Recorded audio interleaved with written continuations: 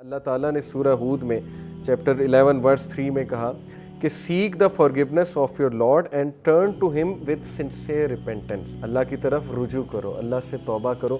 اب sincere repentance ہے کیا, اس کی کنڈیشنز کیا ہیں؟ Number 1, immediate cessation of the sin, کہ فوری اسی وقت اس گناہ کو چھوڑ دینا, ویٹ نہ کرنا. یعنی آپ کسی ایڈکشن میں مبتلا ہیں, ٹرائی کریں اسی وقت اس گناہ کو چھوڑ دیں. جب آپ کو ریئلائز ہو گیا ہے گناہ ہے, توبہ کی, اس کو گناہ کو چھوڑ دیں اس وقت. Number 1. Number 2, regret for what is past, ندامت شو کرنا, ریگریٹ شو کرنا, لیکن اتنا نہیں کہ بندہ ڈی موٹیویٹ ہو جائے. اوور ندامت جو ہے وہ پروکریسٹینیشن کی طرف لے جاتی, پھر بندہ ایکشن کی طرف نہیں آتا, ہر وقت نادم ہوتا رہتا ہے, نادم ہوتا رہتا ہے.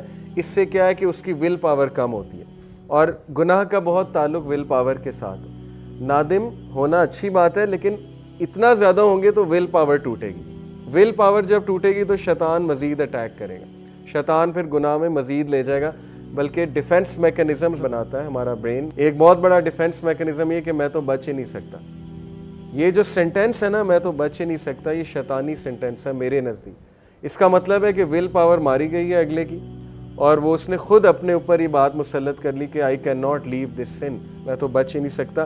ان شارٹ وہ اصل میں گناہ کرنا چاہ رہا ہے, اس لیے اس نے پہلے سے سینٹینس گڑھ لیا کہ میں تو بچ ہی نہیں سکتا. تاکہ ظاہر ہے وہ کوگنیٹیو ڈسوننس جو پیدا ہوتی ہے نا, ذہنی تذبذب, جیسے سگریٹ لوگ پیتے ہیں ان سے چھوڑا ہی نہیں جاتا, سٹریس پیدا ہوتا ہے کہ چھوڑنا چاہیے چھوڑنا چاہیے, ایک ٹائم آتا ہے کہتے ہیں میں چھوڑ ہی نہیں سکتا.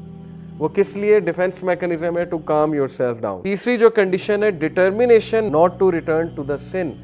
پکی ڈٹرمینیشن آپ میں ہونی چاہیے کہ اب میں نے واپس نہیں جانا گناہ کی طرف. یہ سب سے مشکل سٹیپ ہے. لوگ پہلی 2 کر لیتے ہیں, توبہ بھی کر لیتے ہیں, اس کے بعد ریگریٹ بھی کرتے ہیں, ندامت بھی کرتے ہیں, لیکن back of the mind in کے مائنڈ میں ہوتا ہے کہ یہ تو میں دوبارہ کروں ہی کروں, کیونکہ میرے سے تو یہ چھوڑا ہی نہیں جا رہا, میں تو پھسلوں ہی پھسلوں. ٹھیک ہے نا, پہلے ہی ڈیفنس میکنزم بنا لیا.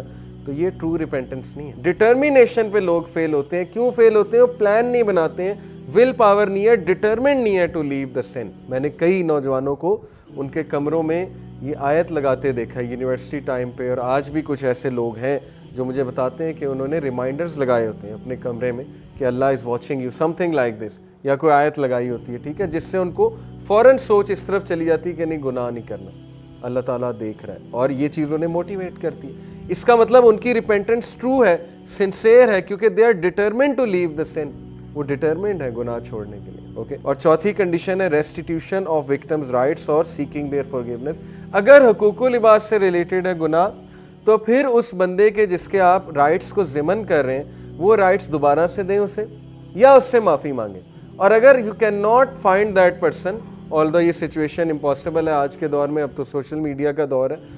مثال کے طور پہ بچپن میں کسی سے زیادتی کی, آج آپ کو نہیں سمجھ آ رہی, تو آپ جو ہے وہ آپ کو مل بھی نہیں رہا وہ بندہ, تو پھر اس کے بارے میں کہ صدقہ کریں, اور ظاہر ہے کہ اللہ سے مغفرت طلب کریں. لیکن یہ پاسبل نہیں ہے, سوشل میڈیا کا دور ہے, لوگ مل جاتے ہیں. ایک اور کنڈیشن یہ ہے کہ جو گناہ ہے it should be given up only for the sake of اللہ.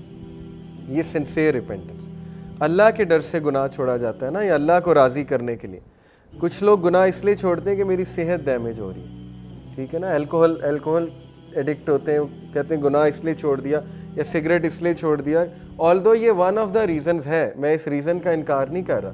جب ہم نے کسی کو گناہ چھڑوانا ہے تو ہم نے اس کی اس طرف توجہ دلانی ہے کہ تیری صحت برباد ہو رہی ہے, راتیں جاگتے ہو, ٹھیک ہے نا, نیند نہیں آتی, اور ظاہر ہے کہ صحت برباد ہو رہی ہے, ٹھیک ہے.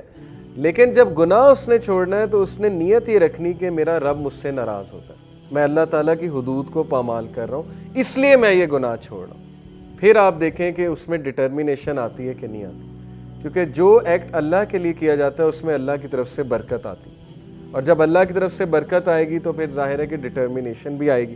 تو پہلی بات یہ ہے کہ وہ گناہ کو صرف اور صرف اللہ سبحانہ و تعالیٰ کی رضا کے لیے چھوڑے. ایک حدیث میں آتا ہے کہ who ever gives something for the sake of Allah, Allah will enrich him and Allah will fill his heart with richness, اور اللہ تعالیٰ will replace it with something better. اتنی موٹیویشنل حدیث ہے, اسپیشلی قیامت کے روز 7 طرح کے لوگ اللہ کے عرش کے سائے تلے ہوں گے, اور اکثر حبس ہوتی ہے, گرمی ہوتی ہے, بندے کا دم گھٹ رہا ہوتا ہے حبس کے موسم میں. سوچیں کہ وہ کیا میدان حشر کا جو سین ہے. 7 type of people will be under the shade of throne of Allah. ان میں سے ایک وہ ہے who leaves something for the sake of Allah. ایک ٹائپ وہ بھی ہے جو اللہ کے ڈر سے گناہ چھوڑ دیتا ہے، جو اللہ کے ڈر سے یا اللہ کی خوشنودی کے لیے، اللہ کو راضی کرنے کے لیے کسی چیز کو لیٹ گو کر دے.